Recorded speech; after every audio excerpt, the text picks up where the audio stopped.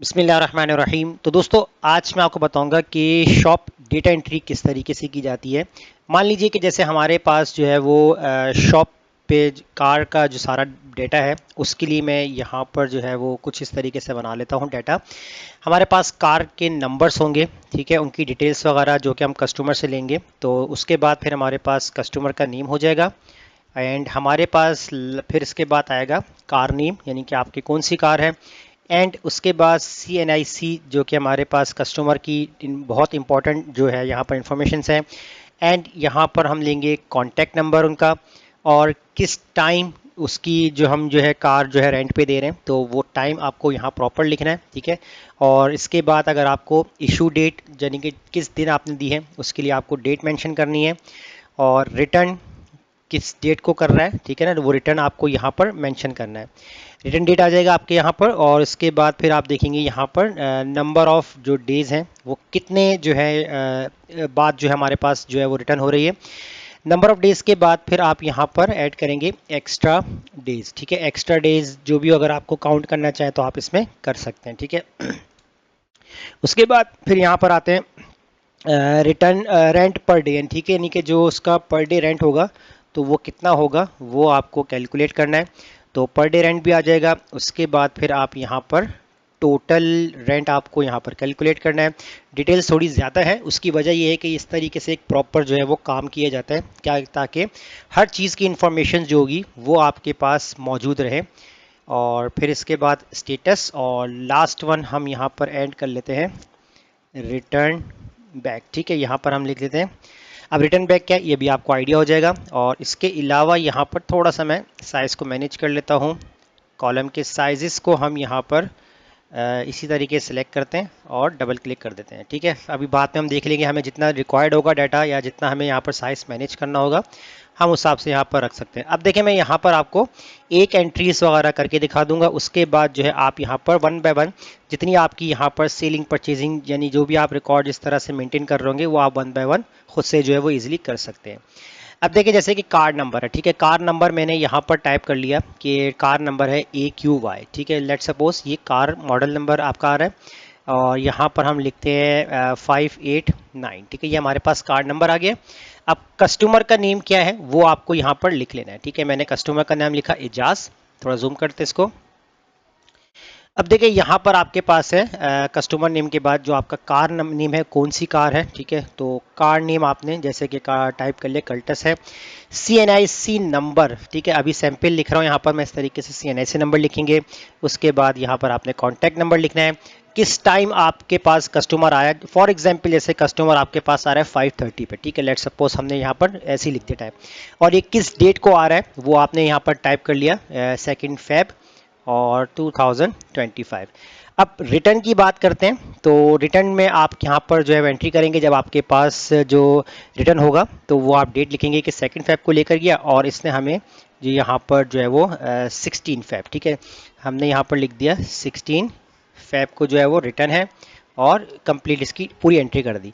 Number of days की बात करते हैं। तो नंबर ऑफ़ जो डेज़ है वो आपको यहाँ पर देखने होंगे कि कैसे जो है आप कैलकुलेट करेंगे, क्योंकि ये सारा आपका मैनुअल काम होगा। तो मैं यहाँ पर लेट सपोज 12 लिख देता हूँ, ठीक है। अब उसके बाद आप क्या करें, और वैसे आपके पास जो लिमिट होगी वो कितनी होगी कि आप 10 डेज़ तक जो है हम यहाँ पर अपनी जो भी कार है उसको अलाउ करते हैं। तो उस 10 डेज़ के बाद जो होगा उसके ऊपर हम अलग से चार्जेस लगेंगे, ठीक है। डिपेंड करता है, 7 डेज़ भी कर सकते हैं, 5 डेज़ भी कर सकते हैं। तो अभी 10 की लिमिट रख दिए। अब एक्स्ट्रा डेज़ की जो बात करते हैं ना, वो हम यहाँ पर देखते हैं। तो हम यहाँ पर इक्वल लगाते हैं, ठीक है। इक्वल लगाने के बाद मैं यहाँ पर सिलेक्ट करूँगा नंबर ऑफ़ डेज़, इसको सिलेक्ट करूँगा, ठीक है। और इसके बाद जो है यहाँ पर मैं माइनस लगा दूंगा और इस वाले सेल को सिलेक्ट करके F4 से लॉक करके एंटर कर दूंगा। तो देखिए, नंबर ऑफ डेज कितने बता रहा है आपको, एक्स्ट्रा 2 डेज जो है वो आपके एक्स्ट्रा हो चुके हैं। इस तरीके से आपका जो पर डे रेंट आ रहा है ना, तो पर डे रेंट कितना होगा वो हमें यहाँ पर टाइप करना होगा, क्योंकि एज पर आपके कार के हिसाब से होगा। अब जैसे मैंने यहाँ पर टाइप कर दिया कि 5000 जो है वो इसका पर डे रेंट है। टोटल रेंट अब इसका कितना बन रहा है, तो आप इक्वल लगाएं नंबर ऑफ डेज, ठीक है, ये जो आपके थे आपने इसको सेलेक्ट करना है, ठीक है। सेलेक्ट करने के बाद आप इसको मल्टीप्लाई करेंगे। मल्टीप्लाई करने के बाद आप इसको किससे करेंगे, जितना आपका रेंट पर डे था इसके साथ आपने इसको प्लस मल्टीप्लाई करा के एंटर कर देना, ठीक है। तो ये आपका बन चुका है टोटल रेंट कितना, 60,000। अब यहाँ आपके पास जो है किस तरीके से आ रहा है, आपके पास रेंटल आ रहा है। उसके बाद फिर आप यहाँ पर देखेंगे कि आप जो है यहाँ पर आप कुछ ना कुछ एडवांस लेंगे स्टार्टिंग में, ठीक है ना। स्टार्टिंग में आपने कुछ ना कुछ एडवांस लिया हुआ होगा, तो उस हिसाब से फिर आपको मैनेज करना होगा। मान लीजिए कि हमने यहाँ पर 10,000 जो है वो एडवांस ले लिए। अब उसके बाद आपको देखना है यहाँ पर आपका फीडबैक। अब फीडबैक के लिए हम यहाँ पर कंडीशन वाइज फार्मूला अप्लाई करते हैं, इक्वल लगाते हैं, इफ़ का फार्मूला लगाएंगे लॉजिकल टेस्ट के अंदर।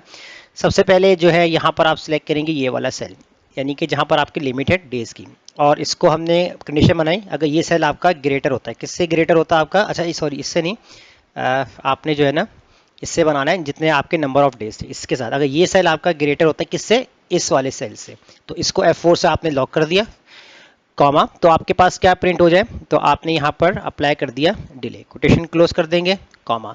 एक और कंडीशन बनाएंगे इफ़ की, और अब हम यहाँ पर देंगे अगर ये नंबर ऑफ डेज आपके लेस देन होते हैं किससे, इससे, और उसके बाद F4 से इसको भी आपने लॉक कर दिया, कॉमा, तो आपके पास क्या प्रिंट हो जाए, तो कोटेशंस के अंदर जो है आपने यहाँ पर मैसेज दे दिया, ठीक है। अभी मैं फिलहाल कोई भी मैसेज दे रहा हूँ, आप दे सकते हैं अपने हिसाब से, और दोबारा से एक और इफ कंडीशन लगाएंगे, और अब हम देंगे यहाँ पर अगर नंबर ऑफ डेज बराबर होते हैं किसके, आपके जो लिमिटेड डेज थे इनके हिसाब से, तो F4 से लॉक करेंगे, और उसके बाद कॉमा, तो कोटेशंस के अंदर हम यहाँ पर लिख देंगे प्रॉपर, या कोई भी हम फीडबैक दे सकते हैं कि गुड, एक्सीलेंट, जो भी आपको देना चाहे दे सकते हैं।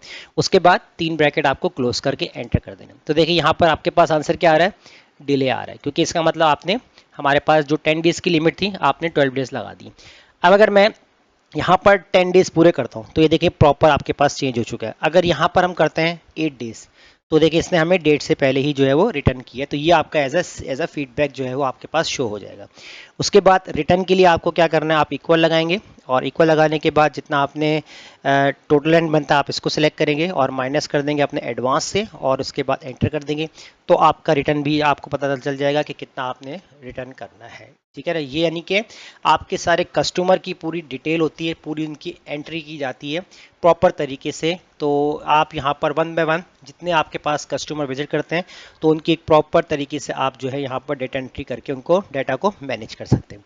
तो फिलहाल आप इस क्लास की प्रैक्टिस कीजिए, मुझे इजाज़त दीजिए, अल्लाह हाफिज़।